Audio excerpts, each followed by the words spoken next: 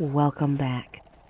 In this video, I finally hit level 90, and it's sort of fitting because patch 547 is coming out on Tuesday. And one of the things that's going to be implemented in the patch is the UI for the level 90 boost service. Now, at this time, we don't know whether it's going to actually be implemented where we can use it on Tuesday.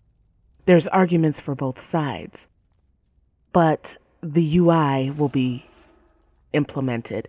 Now, along with this UI going into the game, the Scroll of Resurrection dies on Tuesday. So send out any scrolls that you want to send before then. For those that are not familiar, the Scroll of Resurrection service is for accounts that have been inactive since, I believe, March of 2012, or it's at 2012. You will receive a 1 to 80 boost on one toon of your choice, along with, depending on who sent you the scroll, if it's like a friend of yours, you can get a free realm and faction transfer along with that. So that service is dying on Tuesday. Now, it sort of makes sense that it is going to die, at least in that form, because it goes from 1 to 80, and there's going to be a boost service from 1 to 90. So if you're going to pay money, which one would you actually do? The only thing about that, though, is that faction change and realm change is, not in there, so that you can play with your friends. So maybe they'll have something bundled in that we don't know about to make that easier, because if you don't, those fees kind of stack up and sort of defeat the purpose of playing with your friends. But that boost service is going to be popular, at least on my server. There are people that are gearing for it and waiting for it because they just have no desire whatsoever to level another toon. There's some people that enjoy the leveling process. I'm not one of them. As you can see here, I'm still in the Jade Forest when I hit 90 in a few minutes. Yeah, I still have all of Pandaland to see, which is fine. I chose that because I wanted to level my guild, so I wanted to do all of those green quests while I could. But that doesn't mean that I want to turn around and do... I said I was going to level a hunter. Yeah, I'm not going to level a hunter.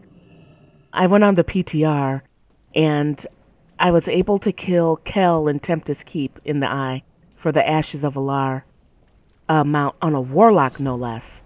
So I'm thinking very much about my range character being a warlock. Maybe it's the toss between the warlock and the hunter, but right now the warlock is way in front. So what else is going to be in patch 547? Well, the collector's edition mount is going to be put in. It's called a Dread Raven. Looks pretty cool too. That's going to be put in along with the collector's edition pet, which is the Dread Hatchling. So that's going to be put in. There's going to be what they call minor adjustments to Heroic Garrosh. There's my 90. God, that looks good. I haven't been level 90 since, or max level in this game since Northrend, level 80. Long overdue. So anyway, Garrosh is finally getting his little nerf. Now, one thing that I've noticed as a complaint from people is that the Season 15 PvP gear will use the same models as 14 with different colors. And that's kind of sad. I do have to say, it looks like they're really putting a lot into this expansion.